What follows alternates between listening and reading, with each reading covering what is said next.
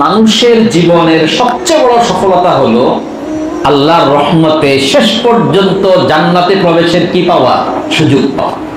যাই হোক, তো দুনিয়া এবং আখিরাত দুই জগতের কল্যাণ আমরা চাই, দুই জগতের মুক্তি চাই, দুই জগতে শান্তি চাই, অগ্রগতি চাই। এখন কি আপনার কোন নিয়মে চললে, কোন পদ্ধতিতে চললে, কার নিয়মে চললে ইনশাআল্লাহ দুই জগতেই আমরা কল্যাণ, অগ্রগতি, উন্নতি, শান্তি, জাহান্নাম থেকে মুক্তি পেয়ে জান্নাত লাভ করতে পারবো, সেটা আমাদের একটু বুঝতে হবে। সারসংক্ষেপ কথা হলো, তিনটি বিষয়ের প্রতি খেয়াল করবো। কয়টি বিষয় ভাই? আরো জোরে বলতে হবে। দুই জগতের কল্যাণ, মঙ্গল, শান্তি, মুক্তি, এটা যদি চাই তা আমাদেরকে তিনটা বিষয়ের প্রতি খেয়াল করতে হবে। এক নম্বর কিতাবুল্লাহ, আমার সাথে বলেন, এক নম্বর কি?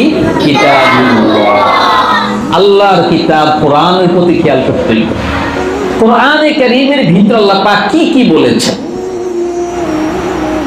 কোন কাজটি করতে বলেছেন, কোন কাজটি করতে নিষেধ করেছেন, এটা আমাকে আপনাকে কিতাবুল্লাহ থেকে নিতে হবে। দুই নম্বর রাসূলুল্লাহ, আমার সাথে বলেন রাসূলুল্লাহ, আল্লাহর রাসূল মুহাম্মদ সাল্লাল্লাহু আলাইহি ওয়াসাল্লামের তরিকাটা নিতে হবে। কোরআনে যা কিছু বলা হয়েছে, যে কাজগুলো করতে আদেশ করা হয়েছে, সেটা করার যে নিয়ম, এই নিয়মটা রাসূল থেকে নিতে হবে। এটা আমি আর আপনি বানায় বানায় করলে হবে না। যেমন ধরুন, কোরআনে কারীমে আছে যে সিজদা করো, উসজুদু, নামাজের মধ্যে কি করো? সিজদা করো। এখন সিজদা কয়টা করবেন? আমরা এক এক রাকাতে সিজদা করি কয়টা? কথা বলতে হবে, কয়টা? দুইটা। এক একটা সিজদার দাম কত? নবীজি বলেছেন সাজদাতুন খায়রুম মিনাদ দুনিয়া ওয়া মা ফিহা। বর্তমান আধুনিক এই পৃথিবী এবং এই পৃথিবীতে যা কিছু আছে তার চেয়েও একটা সিজদার দাম বেশি। সুবহানাল্লাহ। এখন এই হাদিস শুনে কেউ যদি চিন্তা করে যে আমরা তো এক রাকাতে সিজদা দুইটা করি, তাহলে আজকে তো সিজদা তিনটা করি, কি বলেন? আচ্ছা বলেন তো, কেউ যদি আবেগী হয়ে এক রাকাতে তিন সিজদা করে, নামাজ কি হবে? আওয়াজ করতে হবে। কেন হবে না ভাই? এটা রাসূলের নিয়ম না। রাসূল শিখাইয়ে গেছেন যে এক এক রাকাতে সিজদা কয়টা? দুইটা। একটাও না, তিনটাও না, কয়টা? দুইটা। আমি যে কথাটি বলতেছিলাম, তিনটি বিষয়ের মধ্যে লক্ষ্য রাখতে হবে যদি আমরা দুই জগতে শান্তি, মুক্তি, কল্যাণ চাই। এক নম্বর কিতাবুল্লাহ। এক নম্বর কি বলেন? কিতাবুল্লাহ, আল্লাহর কিতাব, কোরআনে কি বলা হয়েছে। দুই নম্বর রাসূলুল্লাহ, আল্লাহর রাসূল সাল্লাল্লাহু আলাইহি ওয়াসাল্লাম কিভাবে কোরআনে কারীমের বিষয়গুলো শিখাইয়া গেছেন। তিনি তো তার সাহাবায়ে কেরামকে কি করেছেন? শিখাইছেন। 23 বছরের জিন্দেগিতে সাহাবায়ে কেরামকে নবীজি সব শিখাইয়া গেছেন। তো ওই নিয়মটা আমাকে নিতে হবে। আমাদের মন মতো গবেষণা করে করে একটা জিনিস করলে হবে না। তো নবীজির জীবদ্দশায় রাসূলুল্লাহ সাল্লাল্লাহু আলাইহি ওয়াসাল্লাম থেকে সাহাবায়ে কেরাম সব নিয়ম শিখছেন, নবীজিকে দেখে দেখে আমল করেছেন। প্রশ্ন করতে মন চেয়েছে, সাহাবায়ে কেরাম নবীজির কাছে প্রশ্ন করে জিনিসটা হল করেছেন। তিন নম্বর, যেটা আমাদের এই যুগের জন্য প্রযোজ্য, সেটা হলো রাসূলুল্লাহ সাল্লাল্লাহু আলাইহি ওয়াসাল্লাম তো এখন নাই, আছে নাকি ভাই? আওয়াজ করতে হবে। রাসূল তো নাই, রাসূলের হাদিস আছে, সুন্নাহ আছে, কিন্তু রাসূলের সেই সুন্নাহ আর হাদিসগুলো কোনটা আমাদের জন্য পালনীয়, কোনটা নবীজির কোন কথাটা আমরা পালন করতে পারবো না। নবীজির 23 বছরের সব কথাগুলোই কিন্তু আমাদের জন্য না। অনেক হাদিস আছে যেগুলো নবীজির জন্য প্রযোজ্য, আমাদের সাধারণ লোকদের জন্য প্রযোজ্য নয়।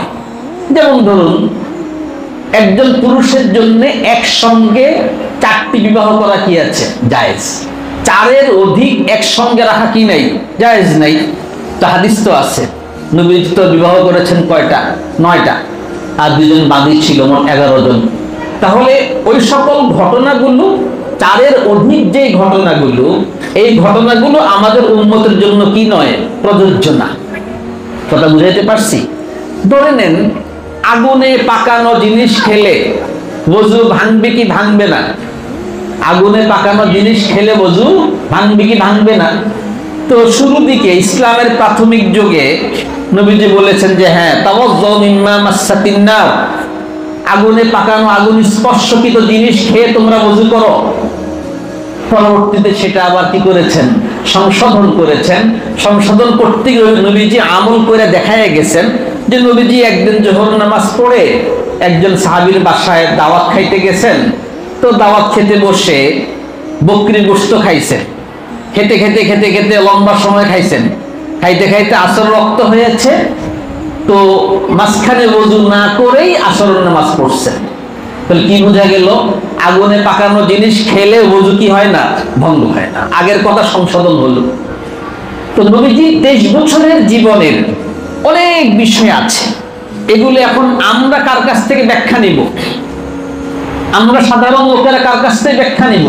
এই জন্য আমি বলেছি তৃতীয় যে বিষয়টা, সেটিকে আমরা আরবিতে বলি, আমার সাথে বলেন রিজালুল্লাহ। রিজাল মানে পুরুষ, মানুষ।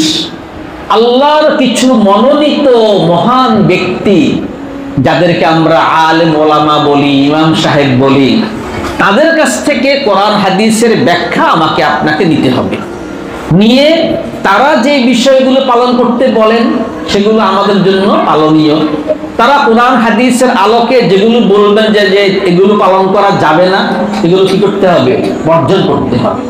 তাহলে আমরা যদি দুই জগতেই শান্তি চাই, শান্তি মুক্তি কল্যাণ চাই, তাহলে আমাকে আপনাকে আমাদের এই যুগে তিনটি বিষয়ের প্রতি লক্ষ্য রাখতে। এক নম্বর কি বলেছি বলেন তো?